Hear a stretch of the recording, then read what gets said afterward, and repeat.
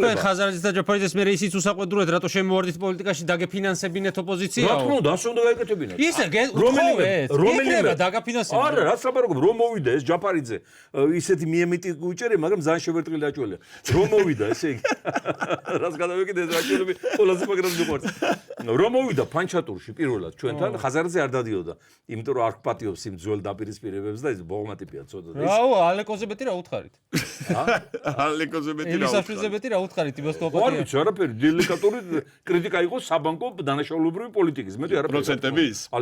ხო, პროცენტები. დღემდე ბანკის ეძახის და არ მოგწონთ რომ ეთყობა. თქვენ ეძახით დღემდე ბანკის და იმას არ მოსწონს ეთყობა. თქლა დელიკატური კრიტიკა არ იყო. ხო და არ მოსულა ხაზარაძე იმ ფანჩატურში ესწრებოდა ჯაფარიძე და პირველად რომ მოვიდა ეს არ მოიწყდება ეგები მე ხო მივყავდა ეს ხდომები და ის რა ქვია მოვიდა ჯაფარიძე და იქ ხელი აქვს ჩაყოფილი ჩირის თებში პატარა ის ხო კონდა ხოლმე ბუფეტი ხო და მე უთხარი ახლა კოლეგებს ახლა ყველა ლიდერ ბელადი იქ არის რომ აი მე უთხარი არაფერი აღარ გვიჭირს მსხვილი ბიზნესი ჩვენთან არის და გაიხსნა ტიპებს სახეები კმაყოფილებისგან მოგიშულები რო იყვნენ და ოლელოდება ჯაფარიძის რეაქციას და ჩვენ დავტოვეთ უკვე ჩვენი წილები და აღარ ვართ ბიზნესში განაცხადა და ისევ შეეყინა ჩირი ამოიღო?